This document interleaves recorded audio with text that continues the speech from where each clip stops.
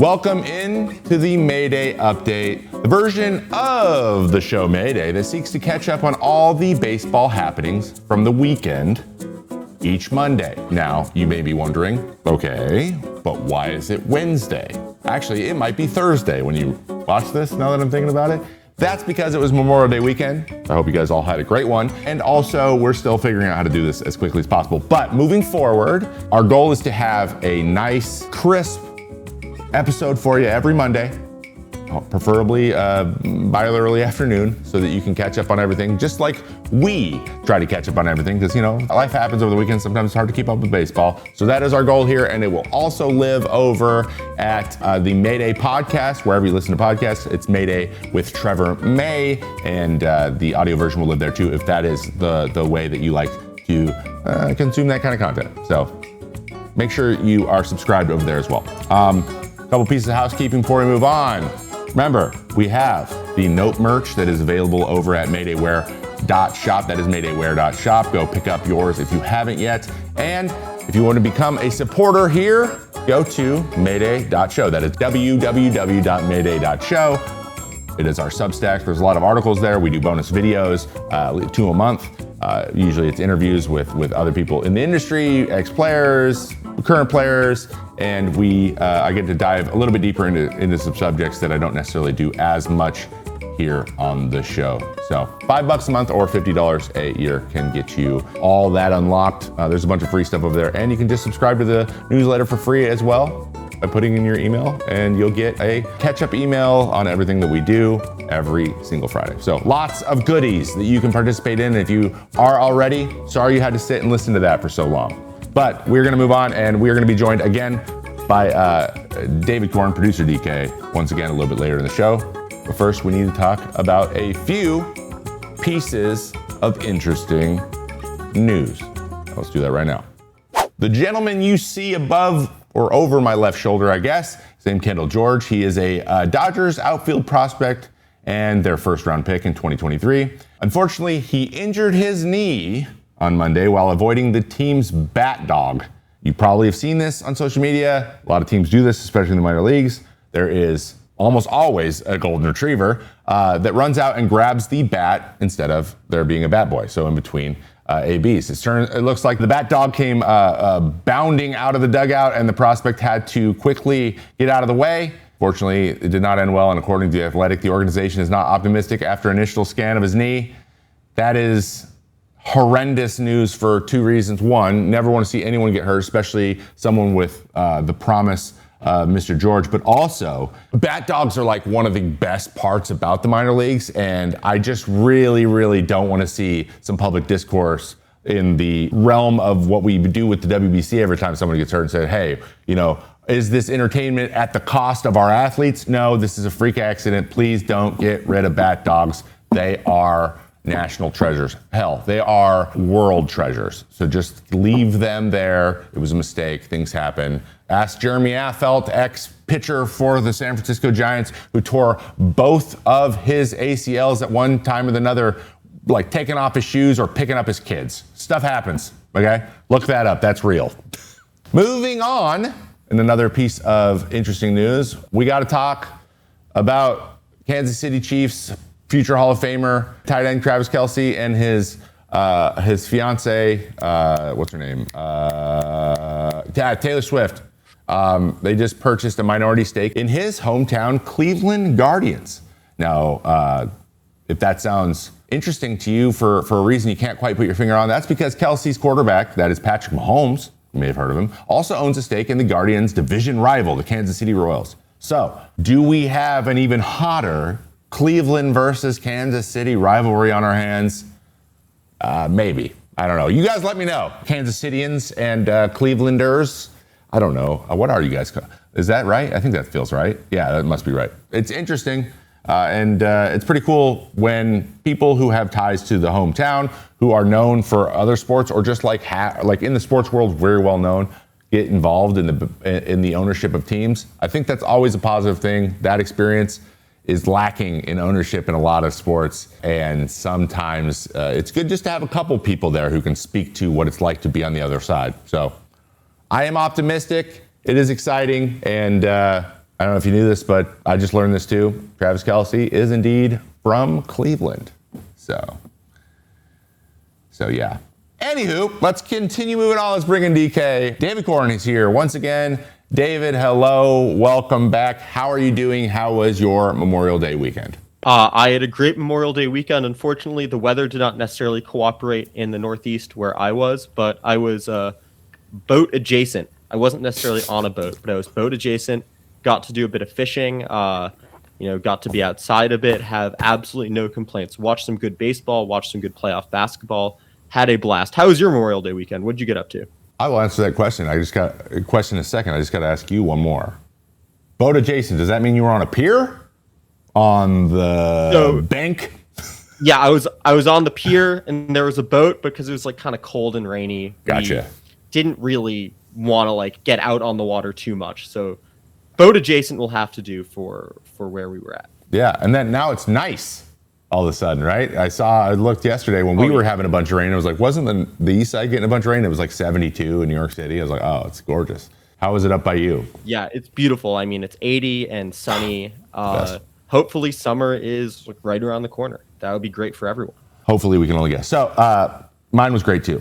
We did a lot of fun stuff. We got to, we had friends over who also have 2 little boys. So like everyone was from 1.5 to 2.5, and they're all kind of sentient at the same time for the first time. It's like where they can play, and they're like, oh, I can play with other kids. And they were kind of feeling that out, and that was nice. And then we all got to catch up. So, one of those classic, young parents things. We got to do that. And we grilled some chicken and had a good time. But that's it. I somehow was more tired at the end of that day than I am during any work day. There's probably a lot of parents out there that can identify with that. But let's talk more about baseball. Let's talk about the big news is the no-hitter outside of Houston was kind of crazy for, I don't know, tons of reasons. Interesting for a lot of reasons. We did the video recently on the starter of that game, Tatsuya Imai, and how he was struggling to get used to pitching in the United States, throwing bullpens the day before he started, all this stuff. He has been back since he came off his IL stint to get used to things, but it's not something that maybe we assumed during that time that he would be part of a no-hitter this year. But it was also finished up by Steven Okert, and a big league debut, 2-inning perfect innings.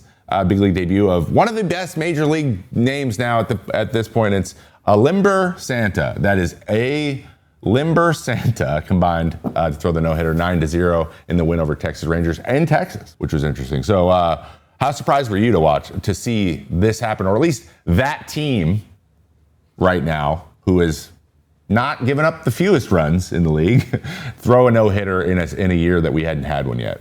I mean, I watched this game back, right? I wasn't watching it live, and what I think is the most telling aspect of this is the Astros broadcast kept talking about how they were so shocked he hadn't given up a hit yet.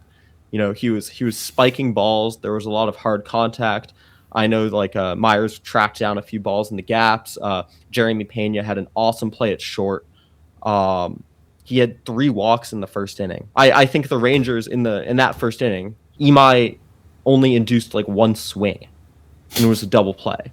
So it's I think it's cool. I think all no-hitters are cool, but I don't think this is necessarily some all-time performance from Imai or anything. And it's just sort of one of those things people look back on and be like, oh, that's kind of fun that the Astros threw a combined no-hitter then. But I still think there are some big warning signs with Tatsuya Imai, and I know you kind of have some strong feelings about him as well. Yeah, I mean, when it comes to any no-hitter, right, the amount of luck that is necessary to pull it off is already huge.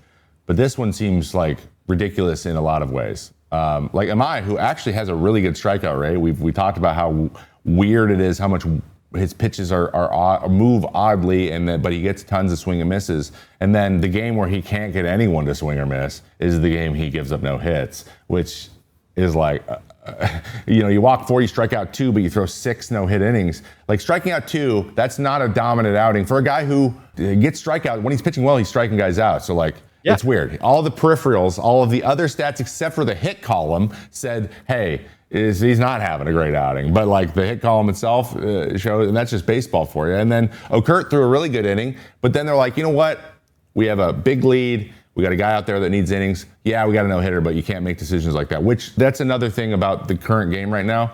If this happened in 2006, they are not putting the rookie out there. They're trying to get the no-hitter. Like, they're trying. You got to try. You don't see him. It had been 630 days between that no-hitter and the last one, which was also combined no-hitter. If you guys remember, the Cubs did it when Kimbrel didn't know that it was a no-hitter. And he was like, why are we celebrating at the end of it? That is not what happened this time. They celebrated. They definitely knew. But a Limber Santa goes out there and got that sweeper going, dude. He threw a bunch of great, like, I got to tip the cap. There's enough pressure throwing your first outing, but to go out there with a no-hitter intact and then finishing it, he must be on cloud nine. But yeah, there's a lot of weird stuff happening. There's always weird stuff happening in baseball, but like that was one of the oddest things I've ever, I think, seen. And then you doing it to a team in their park too. Like it wasn't even at home. Well, Trevor, you said that in 06, Santa wouldn't have been on the mound. Yeah, it's because Imai would have still been pitching. Yeah. So that's leading to my big question for you. What do you feel about combined no-hitters? And obviously the whole complete game no-hitters are sort of not a thing of the past. In 04, in 2024, there are a few of them. Pitchers are still throwing complete games. But how do you view the combined no-hitter versus the more traditional complete game no-hitter in terms of just like status in Major League Baseball lore? Yeah, I tend to like... It's like I think that it's hard enough to throw a complete game. That's a big deal for a lot of like even when like complete games were happening a lot, there was always like one guy on the team that threw all the complete games. Still, like it was still fairly rare. Like it's still like as a starting pitcher, throwing 9 innings is a lot. It's a big deal. And so I think that's what really separated the no-hitter in the perfect game. With one person did it because you can throw, especially with the stuff now, right? If you had, I mean, this doesn't exist, but say you could throw, Mason Miller fresh every inning. Like the chance to get a no-hitter are much better than they would be if one guy did it, right? It's about something being super improbable. I'm just going to say it. There's an element where it's probably slightly easier to throw combined no-hitters because you have more fresh arms. It's not one guy riding the roller coaster emotionally and stuff-wise and fatigue and having to balance all those things and then getting lucky altogether. So do I think that they should have an asterisk? No, I think that the balance maybe mentally for anyone who thinks about no-hitters in the history of baseball tend to think that one guy doing it is more impressive than a bunch of guys combining. Now, I will say the fewer that are involved, right, the more impressive. So it's 3 guys. Like it's a Mai who has an 8 ERA, so like it's impressive because he really hadn't thrown well up to this point. He threw 6 innings. 6 innings is no hits, not easy to do either. That's fairly rare. That's where the no-hitter alert comes up. Like rarely do we even get to the no-hitter alert popping up. So that's pretty okay, I think. And then they just used 2 guys, one of which was a rookie who had never pitched before. That makes it more impressive, but that's unique in a different way. But I would say, yeah, I value one guy doing it probably a little bit more highly just because of the difficulty and just because it's one person feathering the cap. If it's combined 2, you got to remember everyone who's involved. And also a reliever going out and throwing 1 no-hit inning, it's just not impressive. So like, if you're the relievers in it, you're like... Well, that's them doing their job, yeah. Yeah, that's them just having a normal day. So like, if it involves a couple guys having a normal day, it's less impressive. I was part of the 20 strikeout game with Jake DeGrom, where he struck out 14 in 5 innings, and then in the next 4 innings, we struck out 6, and I struck out the 20th guy to end the game. And yeah, it's really cool. Not as cool if Jake DeGrom threw 8 innings and struck out 20. That would have been more impressive, right? So after that game, did you guys like all sign a ball? Yeah, we all signed it. Strikeouts. We all signed it. We all signed a ball for each other, and I had the last ball, which was cool, and I kept that. Yeah, but like it was one of those things where I was excited, but like our catcher was like, "How many we have?" Like they don't even knew. I'm like, we just did something that even combined, it had only been done like 9 times in the history of baseball. Combined.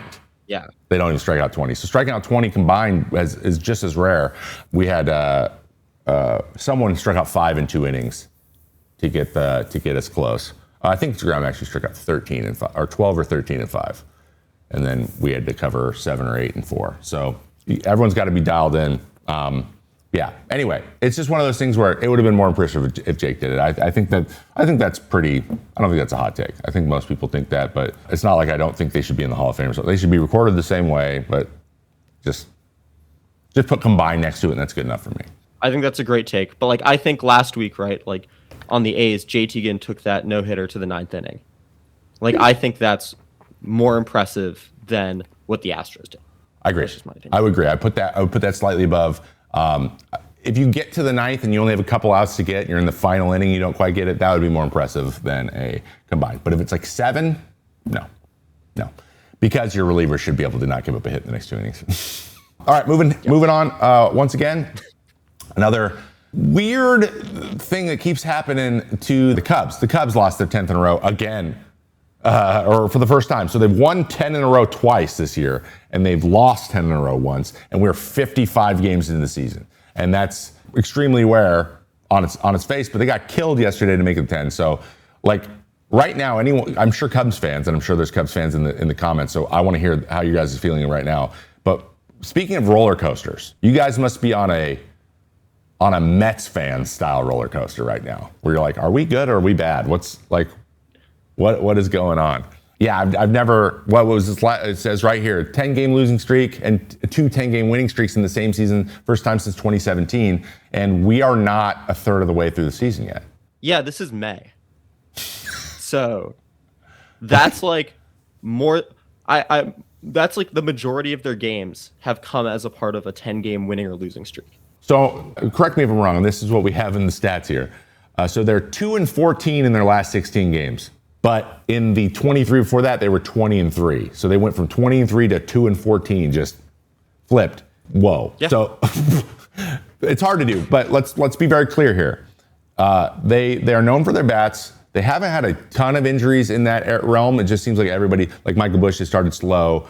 PCA is just still really inconsistent. And they're not quite having the Seiya that they had last year yet.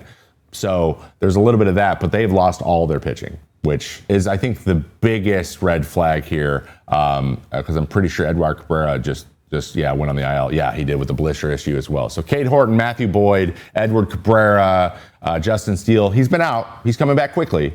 He looks good. He had a setback in April, though. He did have to like pause at the stage and stay there for a bit as he was ramping up, and I saw that too. Though that type of thing is actually much more normal than you think. Sometimes they don't even say it's a setback, and they just like stop progressing you for a minute. Like they kind of slow played Garrett Cole like that. Like in spring training, it looked like he was ready, but somehow we didn't get him till May. It's like let's make this 2-week phase 4 weeks long and just say that's what we'll be playing the whole time, so that no one freaks out about it. So that's what I saw happen there. But Justin Steele aside, doesn't really matter, because during this losing streak, they're hitting just 185. So you got to score runs to win games. Like, it's just that clear. So what are you seeing with the Cubs?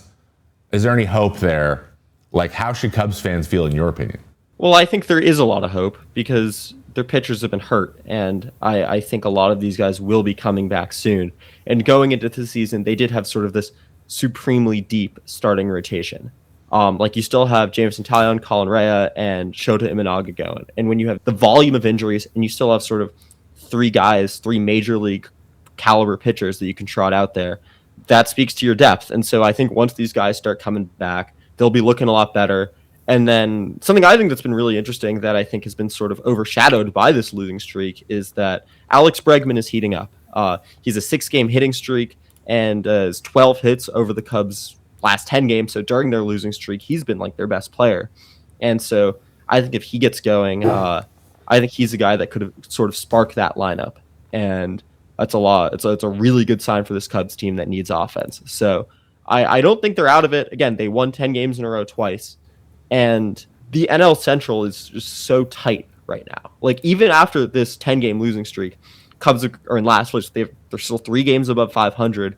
They're just 4.5 games back of the Brewers. They get a sweep on the Brewers later in the year. They're right back in it. So I don't think this is a cause for concern. There's a lot of talent, and maybe they get aggressive at the trade deadline and make a big move. Yeah, I agree. It's a division. It's weird. It's hyper competitive this year, but it's also always kind of within reach for everybody. So everyone's still around each other. Even like the bad teams that usually are bad are playing pretty good, and then the really good teams maybe aren't playing as good. So like it's just going to be there like 8 games separating this whole division probably all year, and they're beating up on each other a little bit, which is really exciting for the NL Central fans. And also that kind of adversity tends to spit out a really good team in the playoffs, or 2 really good teams in the playoffs. which I'm looking forward to. But I think they're okay too. I mean, this type of streakiness is concerning at times because, people don't want to ride the roller coaster up and down. They want to feel generally pretty secure in their team being pretty good and that they're going to be there at the end of the year. But there's not that many teams that operate that way at all. I'm waiting for it to turn around. It's pretty crazy to see a swing like that this early in the season. Yeah. So who do you have coming out on top in the NL Central? Ooh, predictions. These always go so well. So that's a good question. I think this is a great opportunity to introduce maybe some other little research that I've been doing on a side project too, because I think this might give me some insight on it. Last postseason, I was really obsessed with the idea of shutdown innings or responding innings, like momentum swings in a playoff game, because it feels so important when you score some runs to hold the team from scoring the next half inning. That's a momentum, and then you hold on to it. If you give it up, the swing tends to be pretty crazy, and the other team feels much more confident than you felt a half an inning ago. And so getting that shutdown inning, having your pitching respond is so important in the playoffs. But I was like, what does that trend translate to the season? And how does it line up with the most successful teams, or at least the most consistent, the teams that don't ride that roller coaster as much? And this is what's so fascinating. I came up with like a differential. So like, how much more is a team on average getting the shutdowns and the responses? How good are they, both their offense to scoring when they give up a run the next half, or their pitching in throwing a zero when they score a run? Like, how likely are they? How much more often do they do the good things versus allow the opposite? And the best team in the major leagues right now at it, the Milwaukee Brewers. And you know who the best team last year was at it? The Milwaukee Brewers. Yeah. So there's something about how steady the Milwaukee Brewers feel. And I've asked a Milwaukee Brewers fan, I said, how do you feel what is your biggest gripe you have about the Brewers? And it's usually like the owners won't spend money. It's not that the team doesn't know if they're good or bad or whatever. They're not having that roller coaster. They feel good about the team at all times. They just wish they could add some more just to make the next step. Not every team can say that. For example, let's talk about the Mets effect, where people are like, oh yeah, like it feels like they're just on a yo-yo. They're 24th. They're 24th this year, and they were 27th last year. So like this momentum thing, this like percent differential, one, usually indicates whether a team is going to have a good record at the end of the year, because that's how you win games, by doing these two things a lot. But two, also how their fan bases feel about them. So just looking at this, it explains kind of the sentiment around the Mets. And San Francisco's in here too, down towards the bottom. Philadelphia, are you seeing some themes here? Baltimore, like these teams who aren't good at doing the responses or taking care of business like that, their fan bases tend to be a little bit apathetic about their teams right now. And that makes sense. It's like in the big moments when they get hope, they're losing it really quickly. And then that's what you learn over time. So, but what it tells me is Milwaukee is the most consistent, stable, like business as usual, every single day type team. And that makes me lean towards this is Milwaukee's division again. But that doesn't mean that any of the other teams in the division can't either take that space if they get hit at the right time, or just sneak in as a wild card and do damage in the playoffs. So I like this division a lot. But I think Milwaukee is still one foot in front of the other. They're going to just end up with the best record probably in the division at the end of the year. Trevor, I hope you're not being biased after your recent appearance on Jeff Passan's podcast with Brewers ace Jacob Mizorowski when you guys were talking Pokemon. If you guys haven't seen that, you should definitely check that out. You definitely should. I hope that's not coloring your opinion on the Brewers. No, definitely not, especially because Derek Van Riper, my co-host on Rates and Barrels, is also a Milwaukee Brewers fan. So that's the one I asked about his sentiment. He thought this was fascinating. I actually completely forgot that I had done that. So maybe I am just subconsciously being biased. And just a last little shout out there too. Check out Jeff Passan. He is this really good up and coming journalist. You probably haven't heard about him yet, but he's doing really good work over there. So definitely go watch his stuff. So what do you guys think? Want to let me know down in the comments. Is my combined no-hitter for the Astros the weirdest one you've ever seen? Is a Limber Santa the greatest name in the history of baseball? Or at least one of the best that are currently in there? Are the Cubs in trouble? Or is this just one of those seasons where they're the best or the worst team in the league? Let me know. I need to always get your input, because if without it, I'm just lost walking through the desert. And with that, don't forget to drink your water, because you don't want to get dehydrated because you're in the desert. Watch your baseball, and I'll see you on your mom's favorite baseball show, Mayday, next time. See ya.